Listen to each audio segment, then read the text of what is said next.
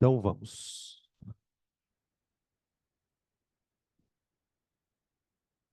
Gente, reações inorgânicas, tá? Eu aumentei a temperatura, tá bom? Se continuar frio, você avisa. É que tá vindo aqui. É, tá bem friozinho aqui. Gente, na semana anterior, a gente começou a trabalhar as reações inorgânicas e a gente já deu uma boa aprofundada na parte de reações de deslocamento. Entretanto, eu preciso ainda terminar uma teoriazinha que ficou sobrando, ou faltando, e aí terminar os exercícios. Se não me engano, a gente já tinha feito, com a teoria que eu tinha trabalhado de deslocamento, eu acho que eu já tinha feito o item um, a questão número um e a 2, eu acho. Que ele falava, o que que é oxidação, o que que é redução, né? Até a 5 eu já fiz. Ai, que bom, que ótimo. Então, gente, antes da gente continuar as questões, eu vou dar um pouquinho de teoria que falta, e depois a gente volta e termina as questões aqui de deslocamento, tá? Se der tempo ainda hoje, a gente já entra na sequência com as reações de dupla troca, tá bem? Então vamos. O que que ficou faltando para falar de deslocamento? Não sei se vocês lembram. Bom, eu vou colocar aqui só tipo um review do que a gente falou. A reação de deslocamento, ela tem uma característica bem particular. Ela é uma reação de oxirredução, a gente já definiu isso, onde um dos elementos vai sofrer o processo de oxidação e o outro vai sofrer o processo de redução. Quando eu coloquei o esquema geral do deslocamento, eu tinha comentado com vocês que podem haver dois tipos de deslocamentos.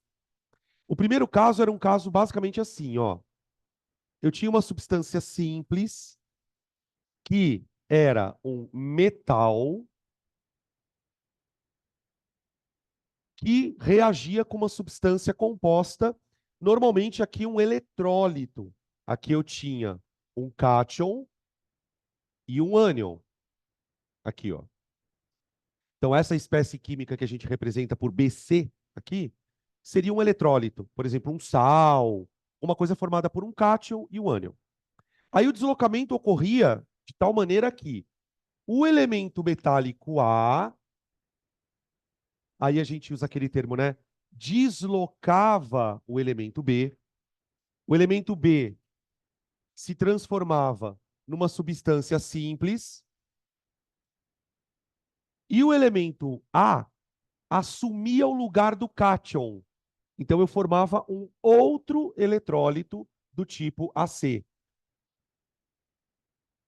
Esse tipo de deslocamento envolve a entrada de um metal, e aí veja, gente, nessa molécula aqui, ó, a carga do elemento A é positiva. Ele tá associado com ânion. Então, para o A entrar no lugar do B, o tal do deslocamento, o A deveria sofrer uma oxidação. Ele aumenta o número de oxidação dele, se torna um cátion, e o B, o elemento B, que é o elemento que estava deslocado, ele sai daqui, e ao se transformar numa substância simples aqui, a carga dele passa a ser zero. Então ele sofre uma redução. E a gente até discutiu aquela questão de que para o elemento A conseguir deslocar, ele tem que ter um potencial de oxidação ou uma reatividade maior, tá? Basicamente foi isso que a gente explorou. Então, nesse caso, eu vou dizer assim, ó, metal desloca metal. E acabou. O que que faltou a gente abordar? O segundo caso de deslocamento. Por quê? O elemento que está aqui na forma de substância simples nem sempre vai ser um metal. Ele pode ser um elemento ametálico, o cloro, o oxigênio, o flúor. Então, existem dois tipos de deslocamentos: o deslocamento de metal, que desloca metal, ou o deslocamento onde a substância A é um ametal. Agora, eu preciso que vocês lembrem uma coisa aqui. Lembra lá das aulas de tabela periódica, tá? Qual que é a diferença mais significativa, né, quimicamente falando, no comportamento de um metal para um não metal? É a questão dos elétrons. Quando a gente fala de metais, geralmente a gente está falando de elementos que têm propensão a perder elétron. Então, quando o metal desloca o metal, ocorre sempre aqui um processo de oxidação. Ele vai entrar no lugar do cátion. Agora, imaginem, por exemplo, que esse elemento, um ametal, está reagindo com o eletrólito. Ametais não têm tendência a perder elétrons, muito pelo contrário. São elementos que ganham elétrons. A gente pode justificar que o ametal ele tem uma eletronegatividade maior, então ele, ao invés dele doar elétron, ele puxa elétron. Então, quando o elemento que está aqui fora for um não metal, ele vai deslocar o ânion do eletrólito, tá? Aqui nós temos um eletrólito, deixa eu só fazer. Aqui nós temos um eletrólito, né? Cátion, ânion, e o elemento A vai deslocar o ânion. O que acontece com o ânion? O ânion sai daqui, ele é deslocado e se transforma numa substância simples, C. E o A, que é o cara que deslocou, vai ocupar o lugar do ânion e não do cátion. Então eu escrevo assim, B, A. Aqui. Beleza? Agora vem aqui. Qual que é a carga desse elemento aqui, ó? Esse aqui é zero. Ele não é cátion, nem ânion. Agora pensa comigo, gente. Se o elemento aqui não tem carga, e na hora que ele desloca o C, ele se torna um ânion, você concorda que esse elemento não pode sofrer oxidação para entrar aqui? Ele tem que sofrer redução. É o processo literalmente oposto ao do metal. O metal, ele oxida para virar um cátion. O não metal reduz para virar um ânion. Ele ganha elétron. É claro que, se o elemento que está aqui reduz para virar um ânion, o elemento que saiu daqui, ao se transformar numa substância simples, ele perdeu a carga. Então, ele perdeu o elétron.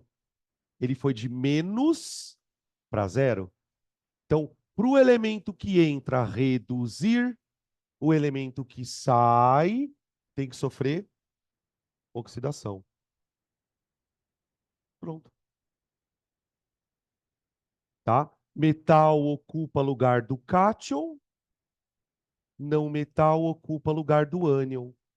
Tá? Então, aqui eu tenho a metal, desloca a metal. Eu vou mostrar uns exemplos, tá? Como a gente fez também na parte de metais. Tá? Aí vai uma dica.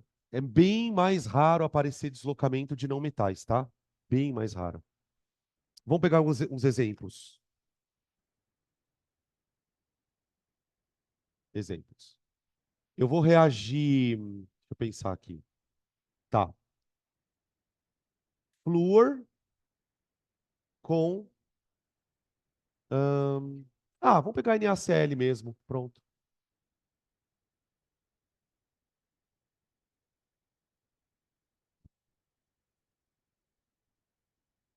Então, imagina que a gente vai fazer uma reação entre uma substância ametálica, que é o flúor, com uma substância iônica, que é o cloreto de sódio aqui. Beleza. O flúor é, todo mundo aqui deve lembrar, o flúor é um dos elementos mais eletronegativos que a gente tem na tabela. Na verdade, é o mais eletronegativo da tabela. Então, ele é um elemento que tem uma propensão enorme a ganhar elétron. Tá bem. Aqui no nosso eletrólito, quem é o ânion? É o cloreto. Então, vamos colocar aqui o ânion. E aí, uma coisa importante, a carga do cloro aqui, como ânion, é um menos, certo? Então o flúor vai deslocar o cloro. O flúor é um elemento Olha o que eu estou falando aqui, ó. O flúor é um elemento mais eletronegativo que o cloro. Por que que essa informação ela é importante? Porque eu sei que quando o flúor entrar aqui, ó, pelo esquema que eu mostrei, ele tem que sofrer redução. Ou seja, ele vai ter que ganhar elétrons.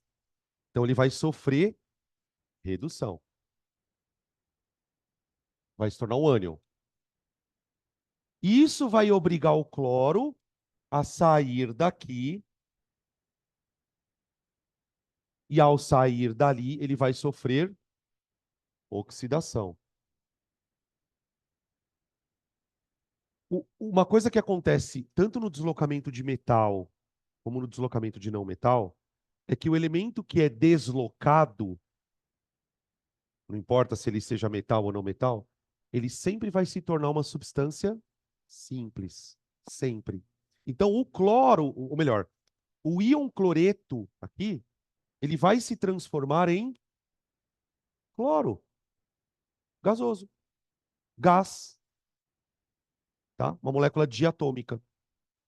E o flúor vai se transformar no ânion de flúor. O ânion de flúor tem exatamente a mesma carga do ânion de cloro, porque eles são da mesma família. O cloreto tem carga -1, então o flúor vai virar fluoreto. Então eu vou formar isso aqui, ó. NaF.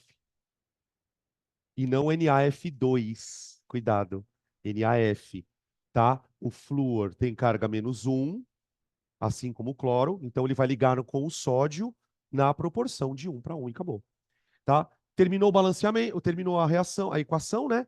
Você faz o balanceamento, que aqui é bem tranquilinho. Eu boto um 2 aqui, ó, e um 2 aqui. Prontinho. Fechou? Esse deslocamento ele aconteceu por quê? Porque o flúor tem uma tendência de puxar elétron maior que o cloro. Então, na hora em que ocorreu o processo de deslocamento, o flúor pegou elétron do cloro. Não sei se vocês lembram que naquela semana que a gente trabalhou esse negócio de deslocamento, tinha lá uns íons que eu chamava de íon espectador, que era um íon que não participava do processo. Nesse caso, eu também tenho um íon espectador. Quem é ele aqui? É o Na+, exatamente. O Na+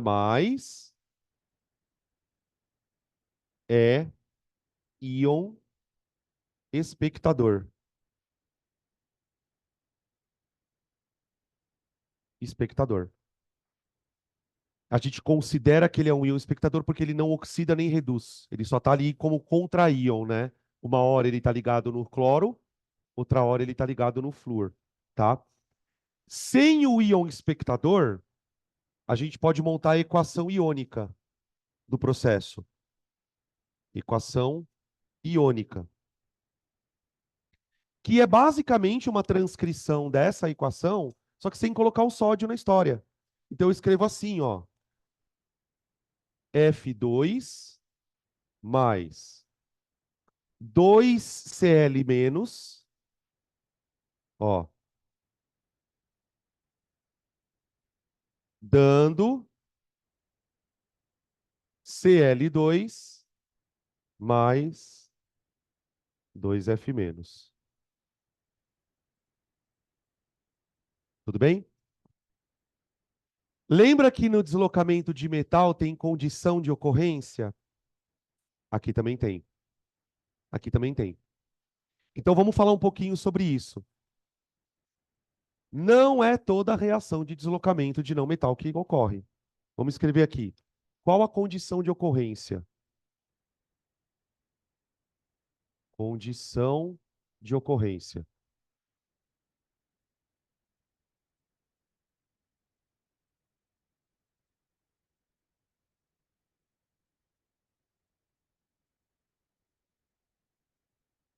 Deixa eu colocar aqui rapidão. Aqui.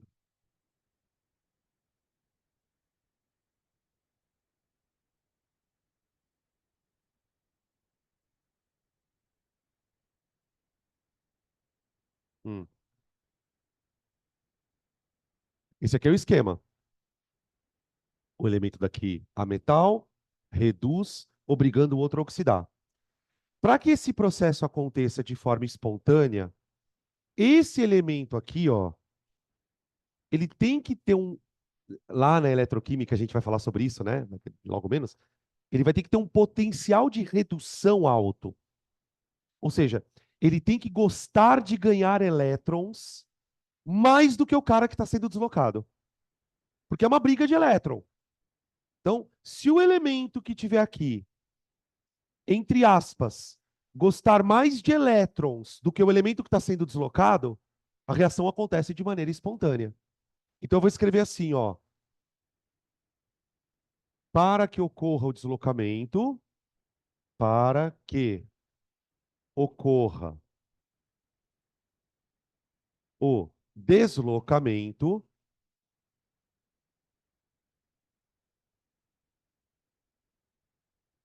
espontaneamente,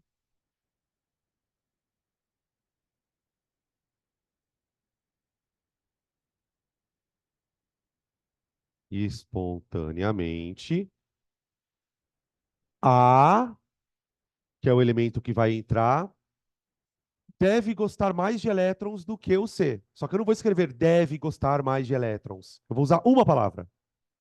Deve ser mais eletronegativo. Então, A deve ser mais eletronegativo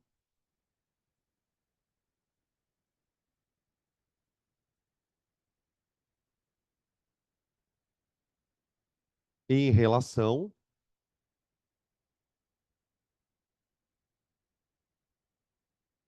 a C. Tudo bem? Então, ó, para que ocorra o deslocamento espontaneamente, o elemento A deve ser mais eletronegativo, ou seja, deve gostar mais de elétrons, do que o elemento que está sendo deslocado. Então, a gente pode dizer o seguinte, né? Olhando para esta equação aqui, ó. O flúor desloca, é assim que a gente fala, tá? Ó. O flúor desloca o cloro, porque o flúor é mais eletronegativo que o cloro, tá? O flúor desloca o cloro, porque ele é mais eletronegativo. Ou seja, vou escrever aqui. Ou seja,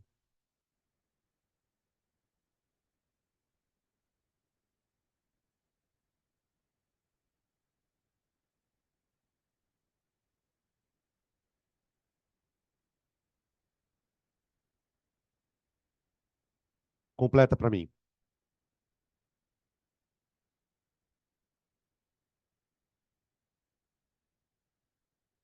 O que dá essa reação? Nada. Ela não acontece. Esta reação não acontece. Fica claro isso? Ah, não entendi, professor. Para o cloro entrar no lugar do flúor, o cloro não tinha que ganhar elétron? Mas desde quando o cloro é eletronegativo o suficiente para tirar elétron do flúor? Não acontece. De forma espontânea, não. Então, se o elemento que tiver aqui fora, no caso aqui é um ametal, né? For menos eletronegativo que o que está aqui, a reação não ocorre de forma espontânea. Não ocorre espontaneamente.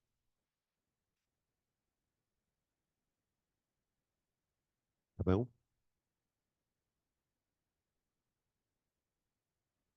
Isto significa, então, pessoal, que de uma certa maneira não, com certeza, eu tenho uma fila de reatividade dos ametais. Tipo, quem que gosta de ganhar elétron? Quem que não gosta tanto? Da mesma forma que a gente tinha na semana lá anterior, uma fila de reatividade para metal, só que no caso da fila de reatividade para metal, a gente avalia a capacidade do metal de perder elétron. Aqui eu também posso estabelecer uma fila de reatividade dos ametais. Mas essa fila vocês já conhecem. Uhum. Por quê? Porque a gente está associando aqui nesse conceito de reatividade a questão da eletronegatividade.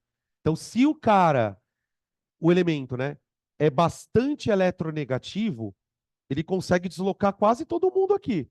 Por exemplo, o flúor, ele é o cara que desloca qualquer ânion que tiver aqui, velho. Qualquer ânion. Bota cloreto aqui, bota brometo, bota iodeto, bota sulfeto, bota o íon oxigênio, O2 menos. O flúor consegue deslocar qualquer ânion que estiver aqui, porque ele é o mais eletronegativo de todos. Então, a fila de reatividade vai coincidir com a fila de eletronegatividade. O cara mais eletronegativo, flúor, desloca todo mundo que tiver no ânion. Depois, oxigênio. Eu vou colocar só os que vão aparecer, tá? Depois eu vou colocar cloro, bromo, iodo e enxofre. Então, o flúor desloca todos esses ânions. Desloca o ânion O2-, desloca o ânion Cl-, desloca o Br-, o I- e o S2-. O oxigênio desloca todos, menos o flúor. O cloreto, o cloro, desloca todos, menos os dois daqui. Tá? Então, a reatividade nos ânions, ela cresce de acordo com a eletronegatividade. Aumento da reatividade.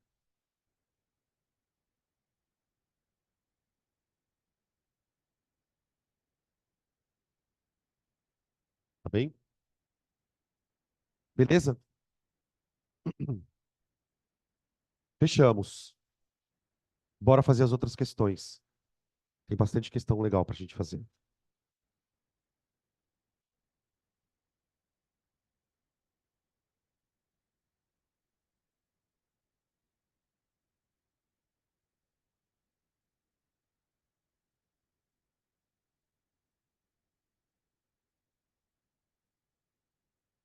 A gente parou na 5, né? A 6 eu não cheguei a fazer. Não?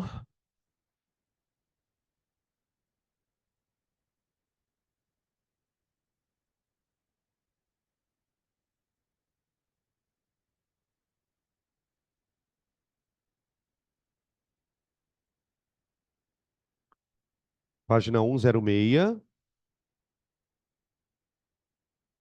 questão número 6. E6.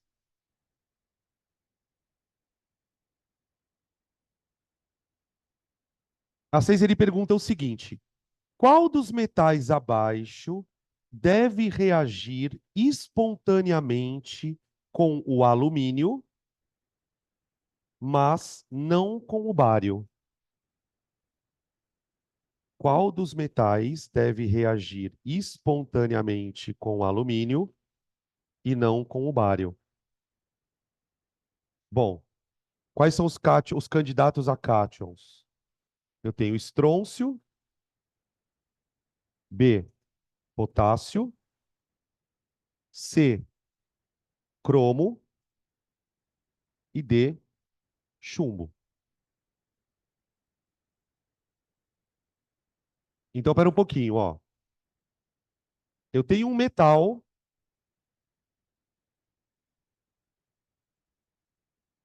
que, segundo ele, deve reagir espontaneamente com alumínio.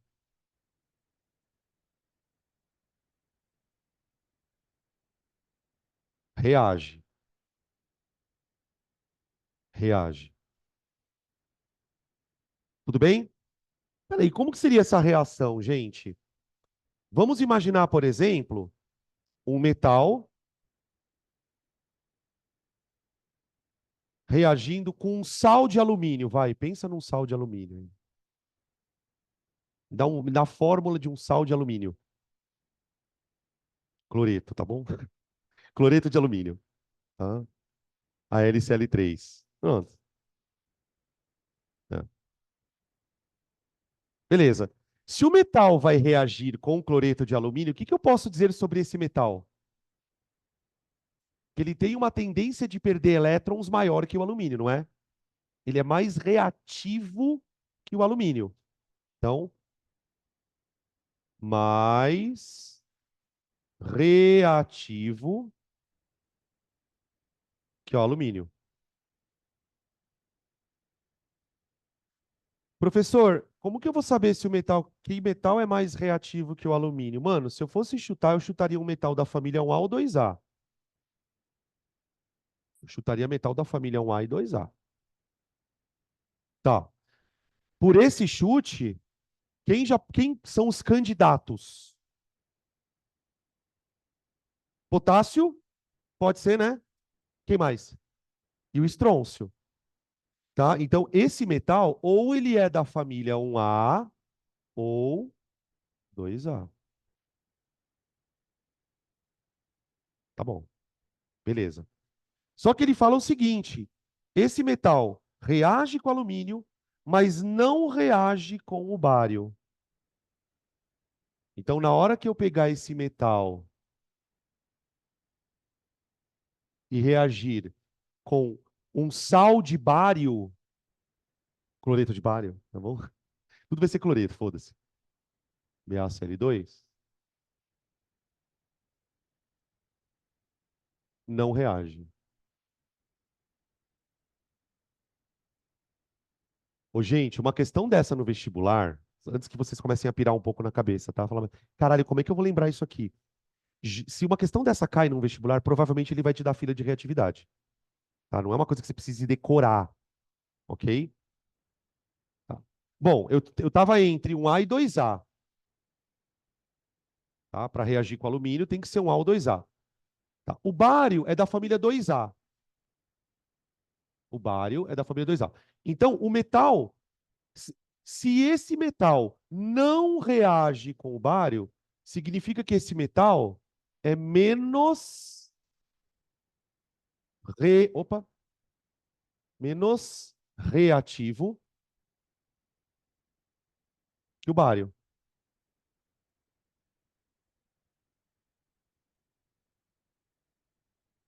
Cara, não pode ser o potássio. Não pode ser o potássio. Por quê? Porque o potássio é da família 1A. Os elementos da família 1A, gente, são sempre mais reativos. Dentro das famílias existem reatividades diferentes. Tem elementos, por exemplo, da família 2A que são menos reativos do que outros. Então, se o elemento é menos reativo que o bário, eu já posso concluir que pode ser, não pode ser metal alcalino.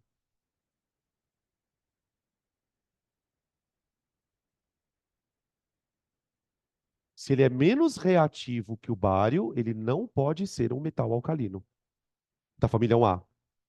Então, como a gente estava em dúvida entre potássio e estrôncio, a gente já tinha excluído a C e a D. A gente estava em dúvida entre potássio e o estrôncio. Potássio 1A.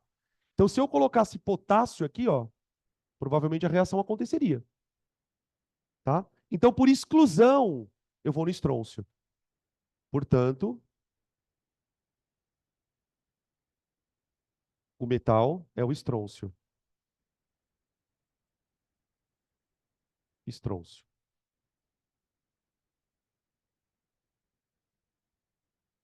O metal é o estrôncio, tá? Família 2A. Vamos fazer o seguinte, já que o metal é o estrôncio,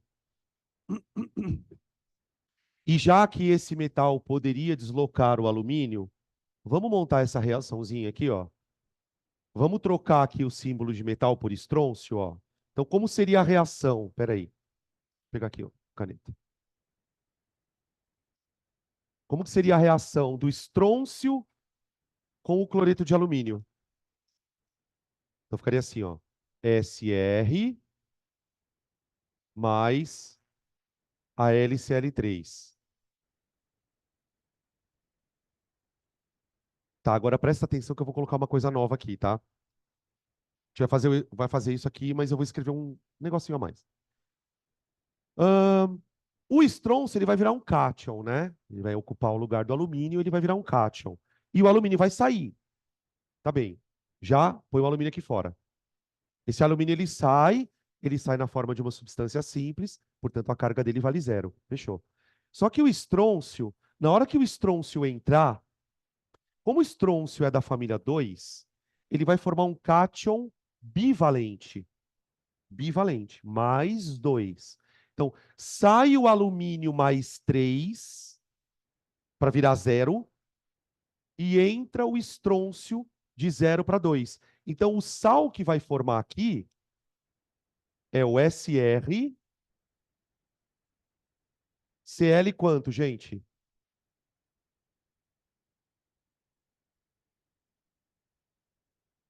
Quanto? 2. Cloreto de estrôncio, porque a carga é mais 2. Tudo bem? Quem é o íon espectador? Cloreto. É o Cl menos. Tá? Esse íon aqui tem carga menos 1. Esse aqui também tem carga menos 1. Tudo bem? Tá, agora presta atenção o que eu vou fazer.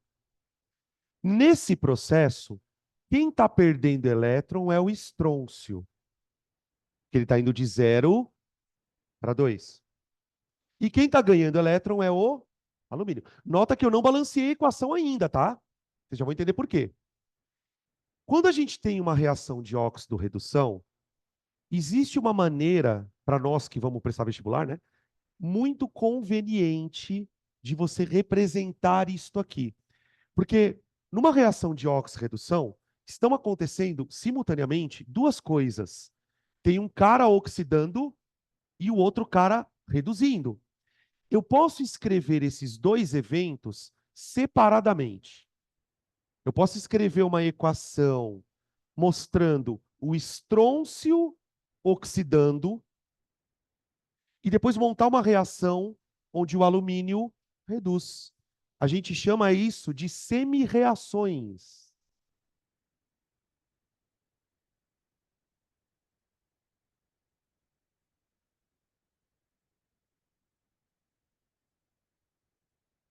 Então veja, olha para a equação que não está balanceada e perceba o que eu vou fazer, ó.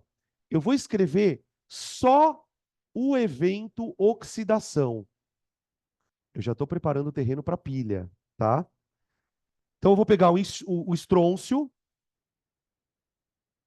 que tem carga zero. Na hora que ele se ligar com o cloreto aqui, ele vai virar estrôncio 2 mais. Só que para que ele consiga fazer isto, ele tem que se desvencilhar de quantos elétrons? Daqui para cá, 2. Então eu escrevo isso, ó. Mais 2 elétrons. Você escreve o elétron como se ele fosse um produto da reação. Porque o cara está liberando elétron, tá? Oxidou. Tá. Ao mesmo tempo, eu tenho o alumínio reduzindo.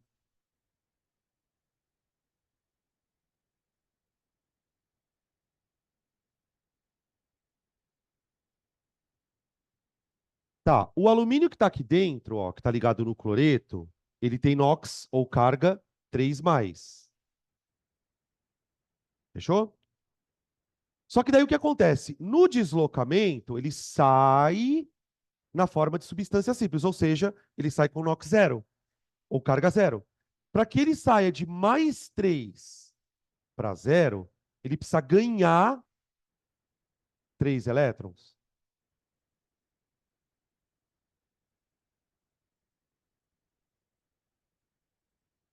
Tudo bem? É exatamente o que a gente faz numa pilha. Tá, né? Lá na pilha a gente vai chamar isso aqui de reação anódica e esse daqui de reação catódica. É exatamente o mesmo raciocínio. Você escreve separadamente. Só que tem uma coisa estranha aqui ainda. Qual é a coisa estranha que a gente percebe? Se de fato é uma oxirredução, Como que o alumínio pode ter recebido 3 elétrons se o estrôncio só doa 2? A reação não está balanceada. Então, para balancear, o que que eu deveria fazer? Fazer com que esse número aqui, ó, se iguale a esse.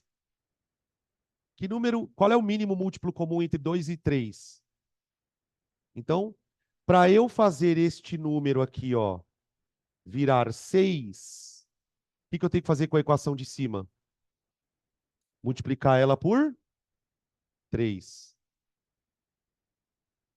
Aí fica como, ó? 3, 3, 6. E para eu fazer este número ficar 6, o que que eu tenho que fazer com a equação de baixo? Multiplicar por... Isso é o que a gente chama de método de balanceamento por oxirredução. Quando a gente for ter esse assunto tudo bonitinho, a gente vai voltar a falar disso aqui. Ó, 2, corta o 3 aqui, vira 6 e 2. Tudo bem? Igualamos os elétrons. Agora está balanceada.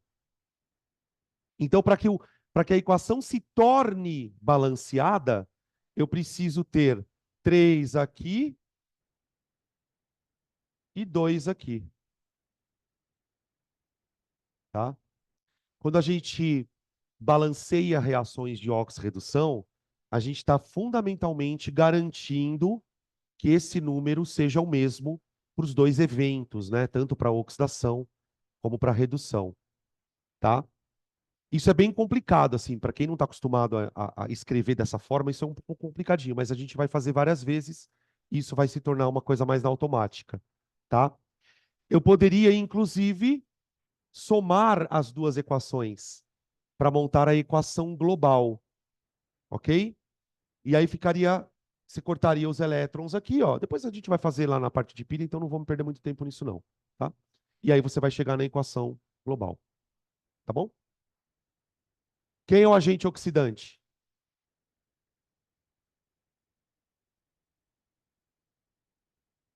O agente oxidante é o assaltante. É quem roubou elétron. Ele causou oxidação de outro. É isso aqui, ó. Tá? Essa espécie química roubou elétron do estrôncio. O estrôncio sofreu oxidação, tá? Beleza? Tá aí. Na verdade, isso aqui não era preciso, tá? Eu só coloquei para a gente também aprofundar um pouquinho mais nesse conceito. Tá aí a questão 6. Oi, pode falar. Ah,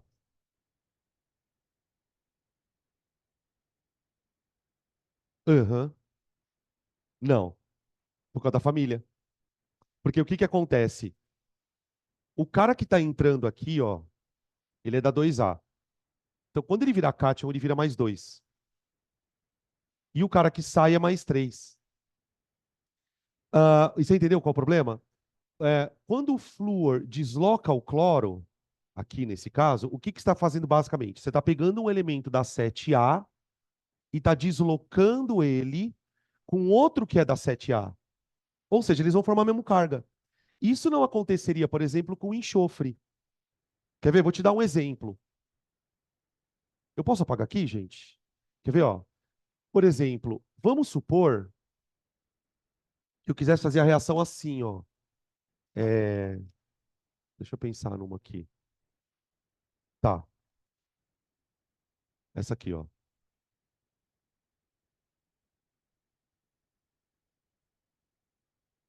Pronto. Opa.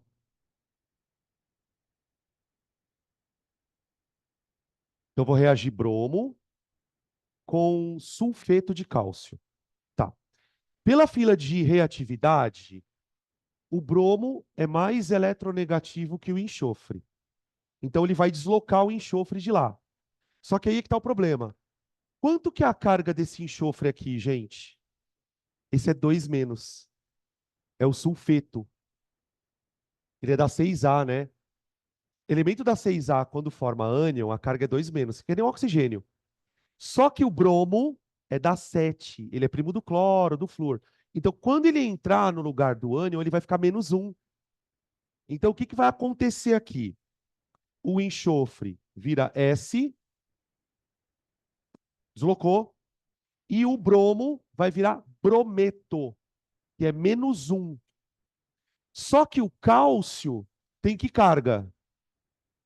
Entendeu qual é o problema? Então, na hora que ele ligar no cálcio, vai ser um cálcio para 2 bromos. Isso acontece quando você tem cargas diferentes.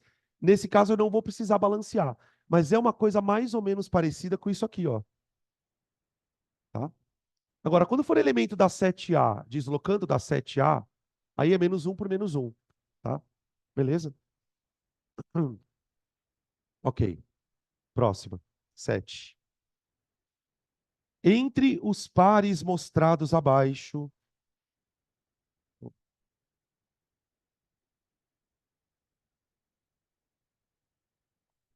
Entre os pares mostrados abaixo, coloque NE para não espontânea ou E para espontânea.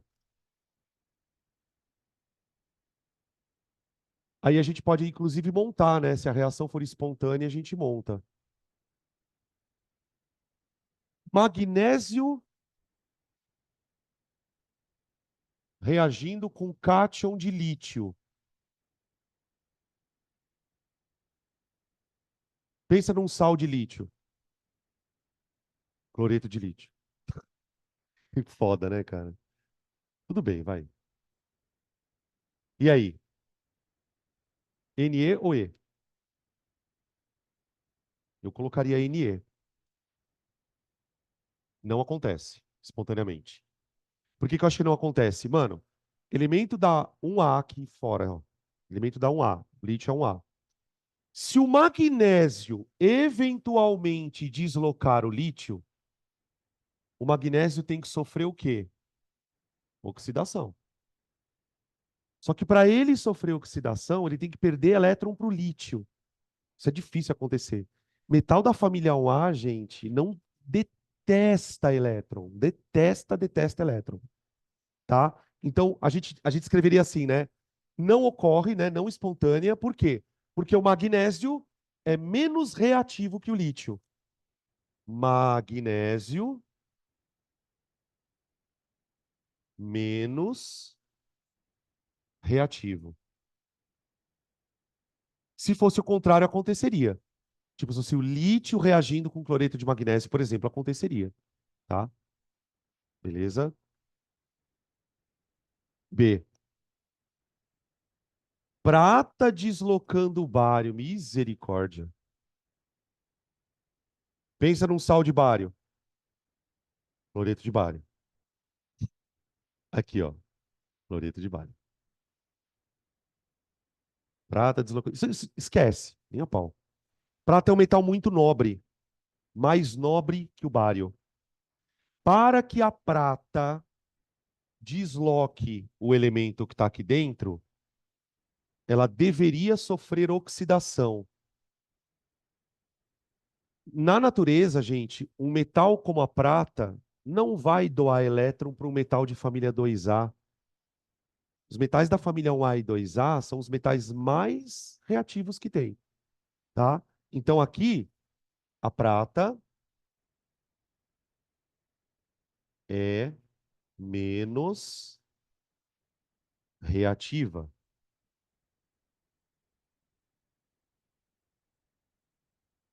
tá? É um A2A alumínio e depois os metais nobres na fila de reatividade, tá? C, cloreto reagindo com bromo.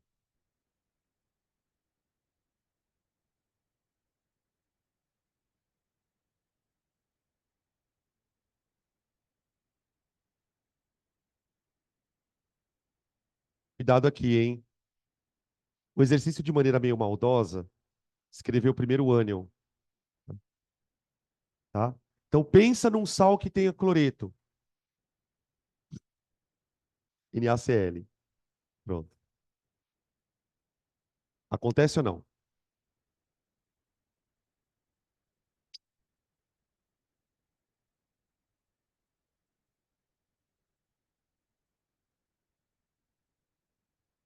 E aí? Eu acho que não acontece não, hein? Não acontece. Vamos pensar por que que não acontece. Para acontecer um suposto deslocamento, o bromo deveria deslocar quem? O cloro, né? A metal deslocando a metal.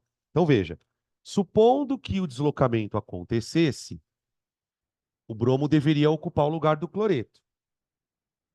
Só que para o bromo ocupar o lugar do cloreto, ele precisa ganhar elétron. De quem? De quem que ele precisaria ganhar elétron? Do cloro. Por que que isso não é possível? Espontaneamente. Porque o cloro é mais eletronegativo. Se o cloro é mais eletronegativo, não tem como o bromo arrancar um elétron do cloro. O contrário, sim. Então ela também não ocorre. Bromo menos reativo. Puta, não acontece nada. Tá? Ahn, H com cálcio. Pensa num eletrólito que tem H. Hã? HCl. Eu pulei o D? Opa, pera. Ah, é. Iodeto com flúor. Opa. Desculpa. Iodeto. Pensa num sal que tem iodeto. Não, iodeto de potássio. Caí. Pronto. Será que essa reação é espontânea? Caí com F2. Bom, vamos analisar. Flúor deslocaria iodo. A metal deslocando a metal. Para o flúor deslocar o ânion, como ele é um ametal, ele vai ter que reduzir, receber elétrons. É possível o flúor roubar elétron do iodo? Sim, porque ele é mais eletronegativo. Então, essa ocorre. Já vamos escrever então. Olha lá. O flúor vai virar o quê? Fluoreto, cujo NOx é igual do cloreto. Então, você troca o Cl- por F- aqui. Então, fica Kf mais o elemento que sai é um ametal, né? Então ele vai formar a molécula de iodo, que é o I2. I2. Ali, tá? Aí a gente vai aqui tem que acabar balanceando, né? Põe um 2 aqui e um 2 aqui, ó. Essa acontece, tá? E no item E, H+ com cálcio. Agora sim. H+ com cálcio. Olha lá, peguei um eletrólito, tá? Eu peguei o HCl para reagir com o íon, com o cálcio metálico. Cálcio é família 2A. Nesse caso, quem vai ser deslocado não é propriamente um metal, mas é um cátion, que é o H+. E a reação acontece. Por quê? O cálcio é da família 2A. Os metais da família 1A e 2A, os metais alcalinos e alcalinos terrosos, eles são mais reativos que o hidrogênio no deslocamento. Então vai acontecer a reação. O cálcio vai deslocar o hidrogênio. Só que aí veja, isso aqui é metal, não é? Quando o metal desloca, o que que ele sofre? O contrário do ametal. O ametal ganha elétron para entrar. O metal oxida. Vai obrigar o hidrogênio a se tornar uma substância simples, cuja fórmula é H2. Desprendimento de gás.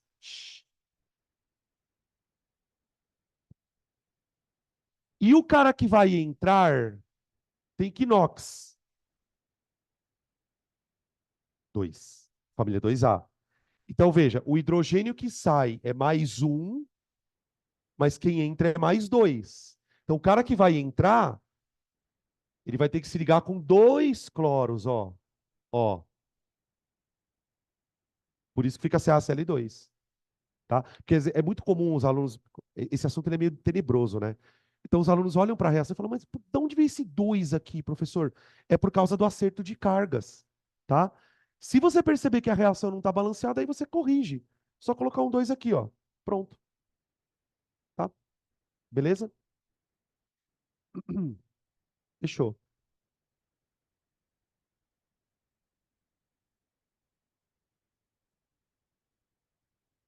Questão 8.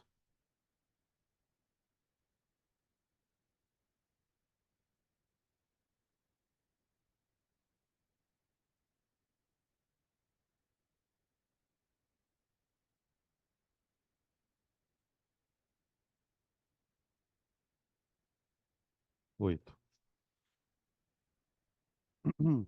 Dentre as moléculas diatômicas formadas pelos ametais, indique qual delas é mais facilmente reduzida. Que moléculas são essas que ele está falando? Moléculas formadas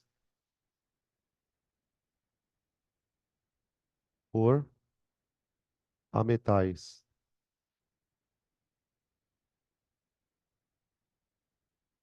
Que moléculas são essas? Cara, pensa nos ametais que eu coloquei na fila de eletronegatividade aqui, ó. Flúor, oxigênio, cloro, bromo, iodo, enxofre, né? Flúor, oxigênio, cloro, bromo e por aí vai. Qual delas é mais facilmente reduzida? Vamos pensar. Quando um átomo é reduzido, o que acontece com a carga dele? Ela fica menor. Por isso, eu chamo reduzir. Para que isso aconteça, o que tem que acontecer com esse cara? Para a carga dele diminuir? Ele tem que ganhar elétron. Então, por exemplo, quando uma molécula de flúor é reduzida, o que acontece com ela? O flúor, quando é reduzido, vira fluoreto. Ganhou elétron, vira F-. Se um oxigênio for reduzido, ele vira O2-. E assim sucessivamente. Toda molécula de metal, de ametal, que é reduzida, ela vai fazer com que o átomo de ametal se torne um ânion. O que ele está perguntando, pelo que dá para entender na pergunta, é qual dessas moléculas tem mais chance de fazer isso? Olha, é aquela molécula cujo elemento gosta mais de elétron, né? Flúor virando fluoreto, oxigênio virando O2-, e assim por diante. Como o flúor é o elemento mais eletronegativo, se ele for reagir com qualquer coisa, ele vai pegar elétron. Reage flúor com oxigênio, pega elétron. Reage flúor com cloro, pega elétron. Justamente porque ele é o mais eletronegativo. Então, a molécula que tem mais facilidade para sofrer redução, a molécula que é mais facilmente reduzida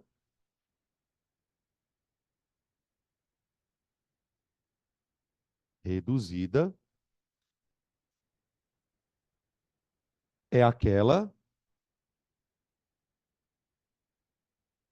que contém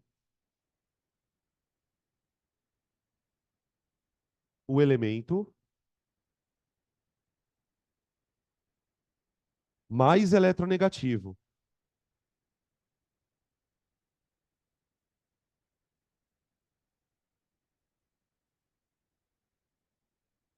vírgula. Isto é, F2. Quando uma molécula contém um átomo muito eletronegativo, ela rouba elétrons de tudo que tiver na frente. Então a gente vai dizer que ela é um excelente agente oxidante. Então aqui atentos, porque muitas vezes a pergunta ela vem assim: qual dessas moléculas seria o melhor oxidante? Ou qual dessas moléculas seria o oxidante mais poderoso? Entendem que é a mesma pergunta? Ah, qual é a mais facilmente reduzida? Ou qual é a maior agente oxidante, tá? Então esse aqui, ó, é o melhor agente oxidante,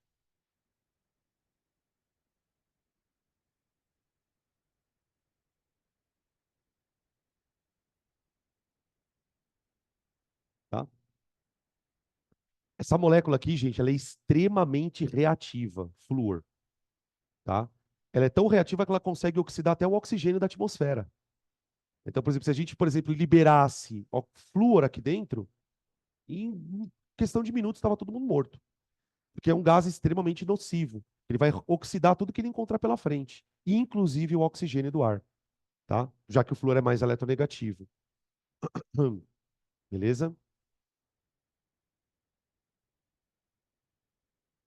Aí tem umas outras perguntas aqui meio distribuídas aqui na questão.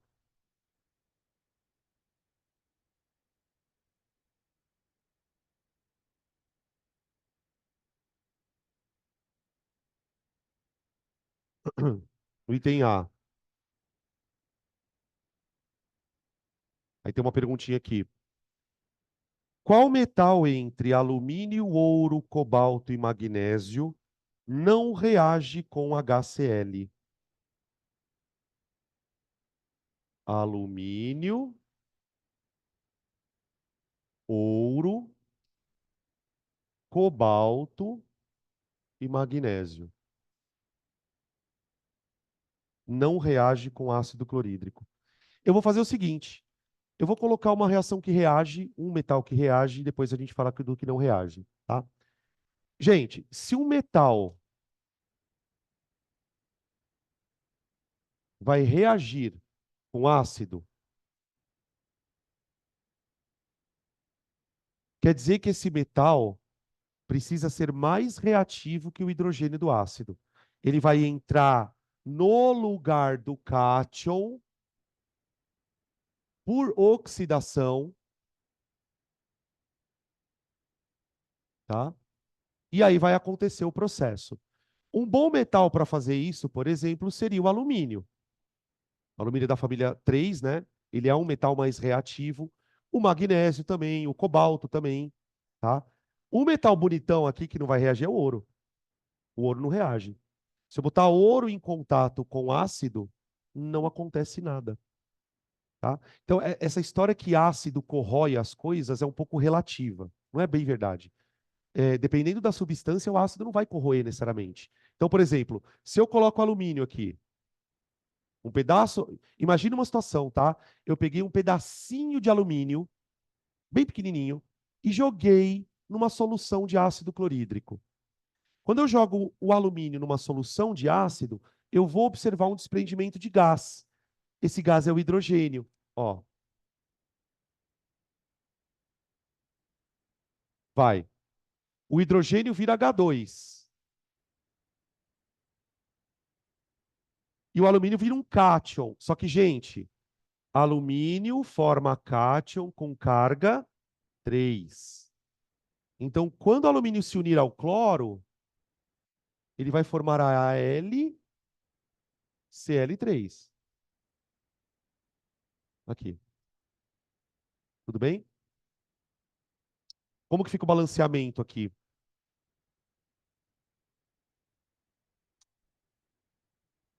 Hã? Como que vai ficar o balanceamento? Quando, quando eventualmente, nesse caso, se você ficar procurando o balanceamento, talvez você ache. Mas existem algumas reações de oxirredução que é foda de você balancear. Se você começar a ter problema no balanceamento, para e faz as semi-reações. Por exemplo, como que seria a reação de oxidação do alumínio? Ficaria assim, ó. Oxidação. Alumínio virando alumínio 3 mais 3 elétrons. Essa é uma das utilidades de você saber escrever semi-reação, tá? Ó, alumínio virando alumínio mais 3 elétrons. Tá bem. Agora eu vou fazer a redução do hidrogênio. Ô, gente, para o hidrogênio virar H2, você concorda que tem que ter 2 hidrogênios desse aqui? Então, a reação do hidrogênio, ela é assim, ó. Vou escrever aqui, redução. 2H+. Ah, mas aqui não tem... Foda-se. Né? Mais 2 elétrons virando H2. Tudo bem? Olha para os elétrons. Não estão iguais. Por que que os elétrons precisam estar iguais, gente? Por quê? Por que que eu igualo os elétrons aqui, ó? Porque é uma transferência. Se um cara doa X, o outro recebe X. Então, o que que eu faço? Qual é o mínimo múltiplo comum entre 2 e 3? 6. Então, eu preciso fazer esses dois números se transformarem em 6. Para fazer isso, eu multiplico a do alumínio por e a do hidrogênio por 3. Ou seja, onde tiver alumínio, taca 2. Tudo bem? E a equação do hidrogênio, ó, eu vou ter 3 moléculas de H2, não vou? Ó, 3 moléculas de H2. Para ter 3 moléculas de H2, eu tenho que ter 6H+, não tenho? Ó. Então fica 2, 2, 6. Aqui, ó. 2, 2, 6. E aqui fica 6, 6, 3. Tá? 6, 6, 3. Tá? Para quem tem muita dificuldade nessas questões, gente, uma sugestão que eu faço. Faz um, pega uma horinha ali no teu estudo, antes de você fazer os exercícios, e fica brincando com esse tipo de semi-reação. Pega um cátion, pega um outro cátion, escolhe lá, pega cálcio com sódio, hidrogênio com alumínio, e vai treinando. Porque a partir do momento que você memorizar as cargas, isso aqui vai sair meio que automático. Cara, vocês não têm noção como isso ajuda na aula de pilha. Isso ajuda demais, tá? Tá aí.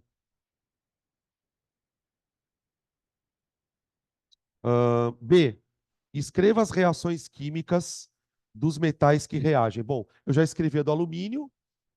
Ah, eu não vou escrever todas não, gente. Por favor, tá? Vamos fazer só mais uma, vai. Vocês querem magnésio ou cobalto? Cobalto? Sabia que você pediu cobalto. Não sei por que que eu perguntei. O ouro não reage, né? Cobalto, gente. Puta, qual que é o NOx do cobalto, velho? 3, tá? Cobalto é 3. Vamos fazer com cobalto. B. Pensa num sal que tem cobalto. Ah, não. Não tem nada de cobalto. Ó. Vai ficar igual ao do alumínio. Ó. Quando o cobalto deslocar o H+, ele vira H2 e o cobalto virando 3, tá? Ó. Cobalto virou 3. Cloreto de cobalto. Aqui. Como o elemento cobalto, na hora que entrar aqui, ó, ele vai ter exatamente o mesmo NOx do alumínio, eu posso copiar o balanceamento que eu fiz aqui, ó. Tá? Vai dar na mesma. 2.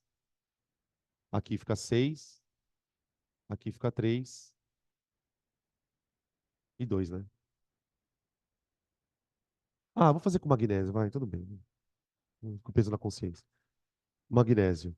Magnésio é mais facinho. Qual que é a carga do magnésio quando ele está na forma de cátion? 2 mais. Então, o sal de magnésio vai ser o MgCl2. E o hidrogênio vira H2. Tá? Para balancear, eu ponho um 2 aqui só. Aqui. Beleza? O único metal que não reage com o hidrogênio é o ouro. Hum. Questão 9.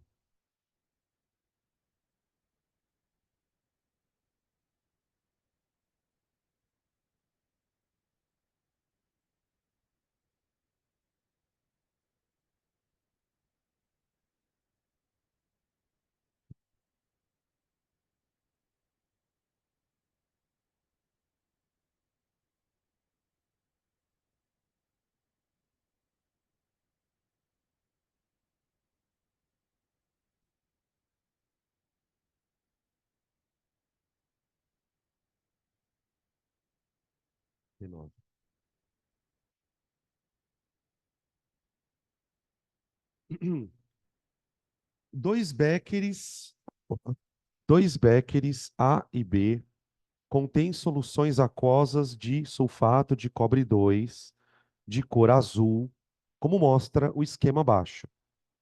No Becker A, se introduz uma lâmina de zinco metálico. No Becker B, se introduz uma lâmina de prata metálica. Essas lâminas permanecem em contato com as soluções por aproximadamente 2 horas. Então, pelo que eu entendi, é o seguinte: no Becker A, eu coloquei um pedaço de zinco sólido em contato com uma solução de sulfato de cobre 2. E deixei lá os negócios 2 horas, um dentro do outro. No sistema B, vou colocar mais para baixo aqui. No sistema B, eu coloquei prata em contato com a mesma solução aquosa. Essa questão é legal porque ela vai mostrar que não é só ácido que pode corroer metal. Um sal também pode corroer metal, né? Aí ele fala assim, ó: ao se retirar as lâminas das respectivas soluções, observou-se que, primeiro, a solução presente no Becker A apresentava tonalidade mais clara em relação à inicial. Notem que durante o exercício, lá em cima, ele diz que a solução é azul. A solução de sulfato de cobre 2 é azul. Ou seja, ele está dizendo que esse sal é azul. Aí ele fala que no Becker A, a solução ficou mais clara. Outra coisa que ele fala: a lâmina de zinco apresenta-se recoberta com uma camada de um sólido escuro. Então, tipo, na lâmina de zinco grudou alguma coisa e, ao mesmo tempo, a solução ficou mais clara. Ou seja, houve consumo desse composto.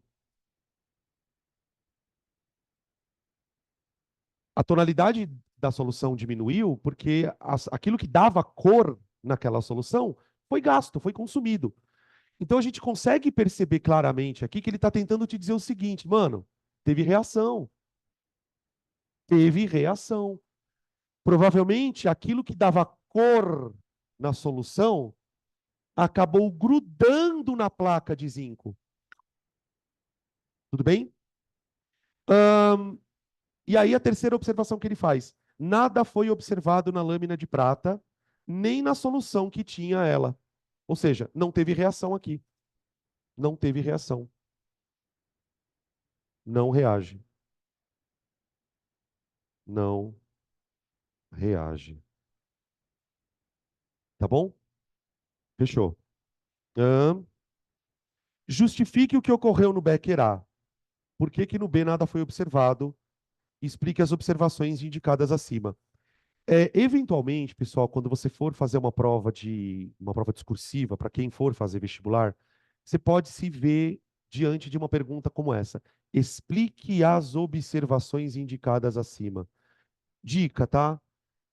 A melhor maneira de você explicar uma coisa é montando a reação. Então você pode explicar que o zinco desloca, ou simplesmente coloca uma reação. Veja que ele faz duas perguntas, né, no item A. Justifique o que ocorreu no Becker A e por que que no B nada aconteceu. Então vamos lá. No Becker A. Eu só vou escrever o seguinte: ocorreu reação. Ocorreu reação. Pode escrever porque o zinco é mais reativo que o cobre? Pode. Eu vou escrever a equação em si, tá? No Becker B,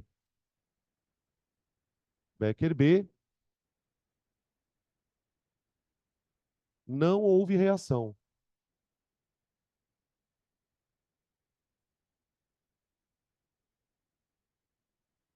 Como no Becker B não houve reação, se eu tivesse escrevendo uma resposta no vestibular, o que que eu faria? Eu já colocaria justificativa no Becker B aqui, ó. Então eu escreveria assim: não houve reação, pois a prata. Aí, cara, você pode escrever de várias maneiras. Você pode escrever assim: a prata não vai ser oxidada pelo cobre, porque concorda que para acontecer a reação, a prata teria que sofrer oxidação aqui? Você pode escrever, inclusive, numa linguagem menos formal, né? Quando um metal tem dificuldade para oxidar, a gente costuma usar uma palavrinha para ele: nobre. Então você pode, por exemplo, escrever: olha, não ocorreu porque a prata é mais nobre que o cobre. Isso também é uma justificativa que, ok, tá? Então, ó, pois a prata é menos, e pode escrever assim também, ó, é menos reativa. É menos reativa em relação ao cobre.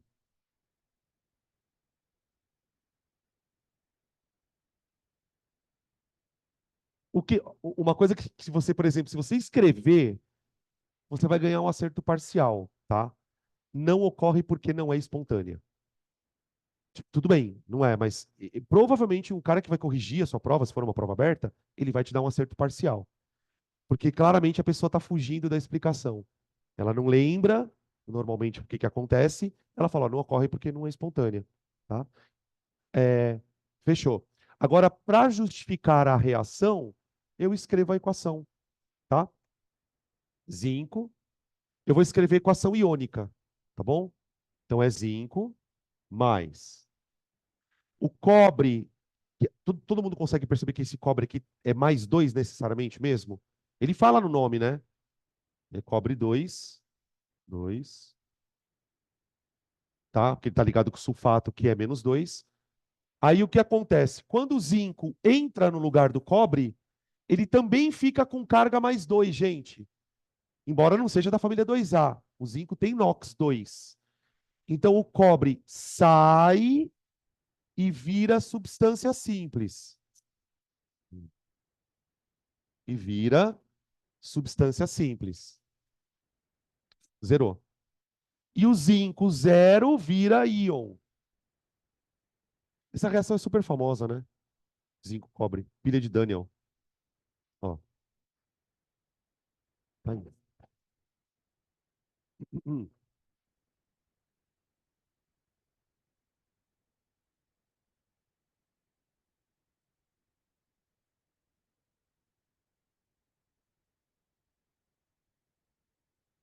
Bom dia, vai esquentar seu almoço? E aí, qual que é o bolão para hoje, gente? Não, vamos ver se a gente adivinha, tá?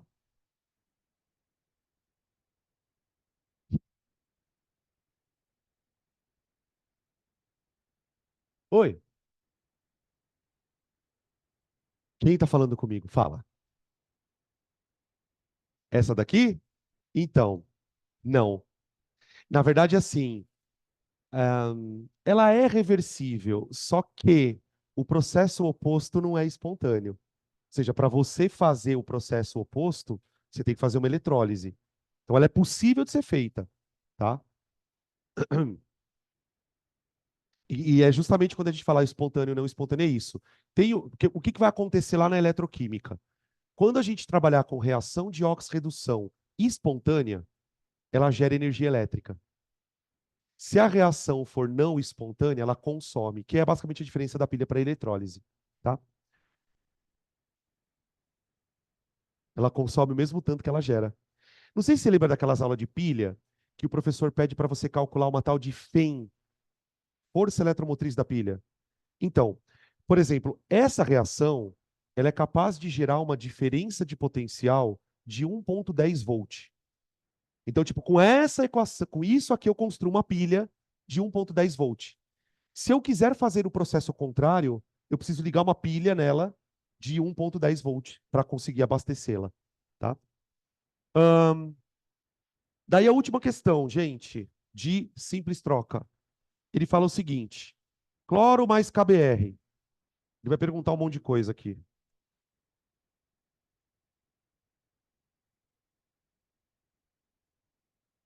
Cloro mais KBr,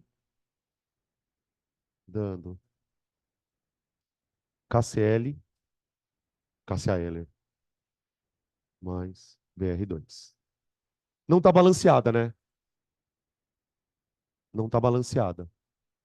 Para balancear bem tranquilo aqui, gente. 2 e 2.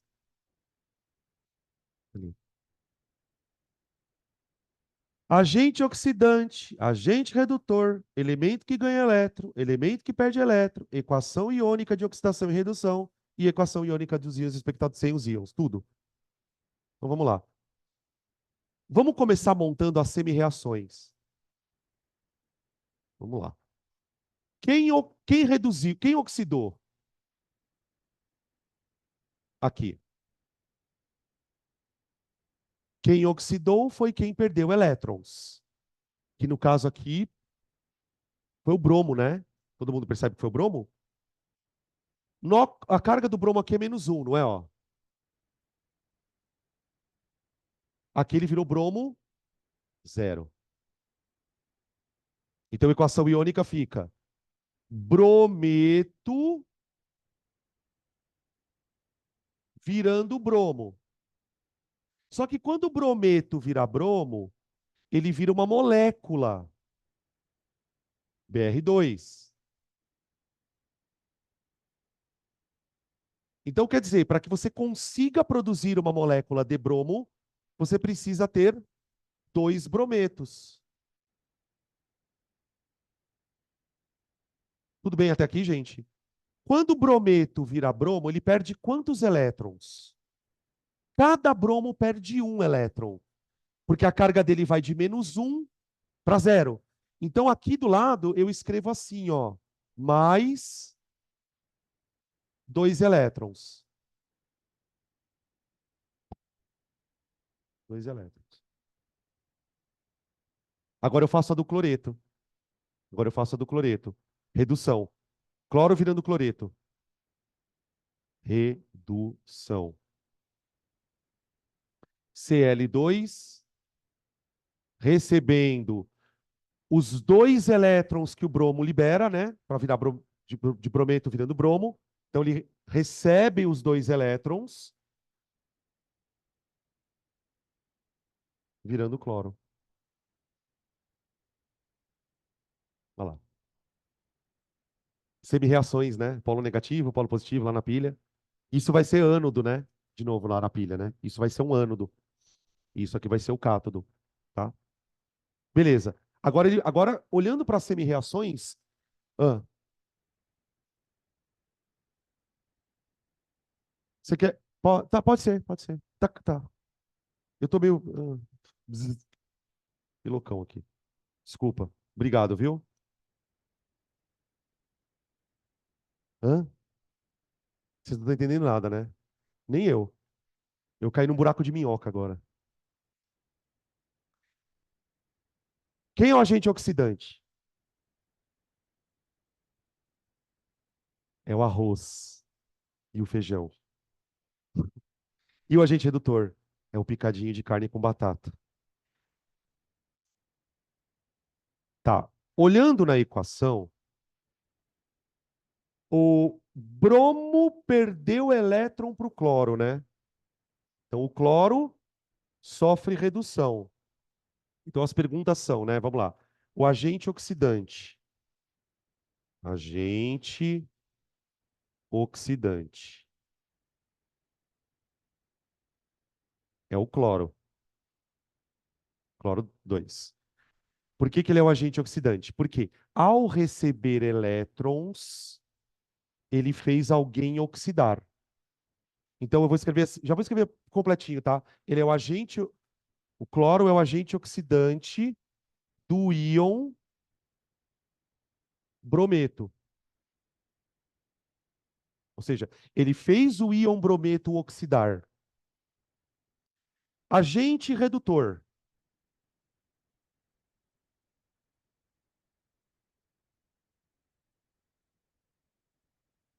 E agora, gente? Quem é o agente redutor? O agente redutor é quem deu elétron para o cloro. Porque não foi o cloro que reduziu? Ó, quando o cloro ganha o elétron, ele reduz. Quem que deu elétron para o cloro? Cuidado com o que você vai falar. É o bromo? Não. É o brometo. Quem deu foi esse, ó. E percebe a diferença? Quem deu elétron, gente, não foi esse bromo aqui, ó. Foi o brometo. Então, o agente redutor é o brometo que causou a redução do cloro. Que causou a redução do cloro. Cuidado com esses nomes, né? Porque às vezes. Cloro. Tá ali. Qual foi o elemento que ganhou elétrons? Esse aqui era o item A, esse aqui era o item B. Qual foi o elemento que ganhou elétrons? Bom, quem ganhou elétron foi o cloro, né? Cloro. Aqui, ó. Ganhou elétron. O elemento que perde elétrons é o bromo, né? Vocês percebem que aqui eu não estou muito preocupado nessa pergunta em falar brometo, cloro, cloreto, porque ele falou elemento. Elemento. É diferente de espécie química, tá? Elemento independente de da carga ou não. Tá? Então, o elemento que perde elétron foi o bromo, que perdeu elétron para o cloro. As equações iônicas já foi. E a equação global? Só está faltando a global.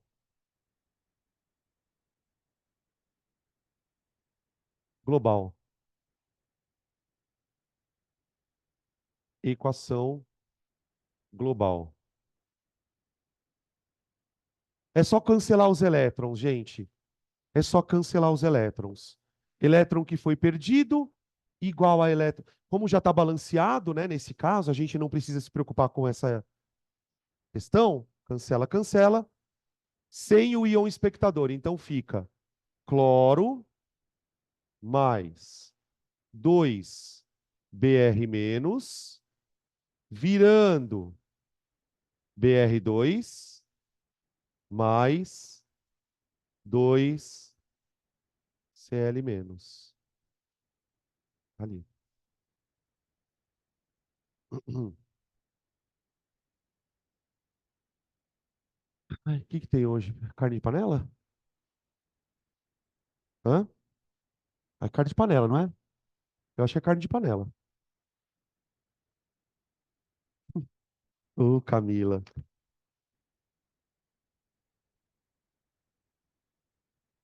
Respira. Vamos começar a dupla troca.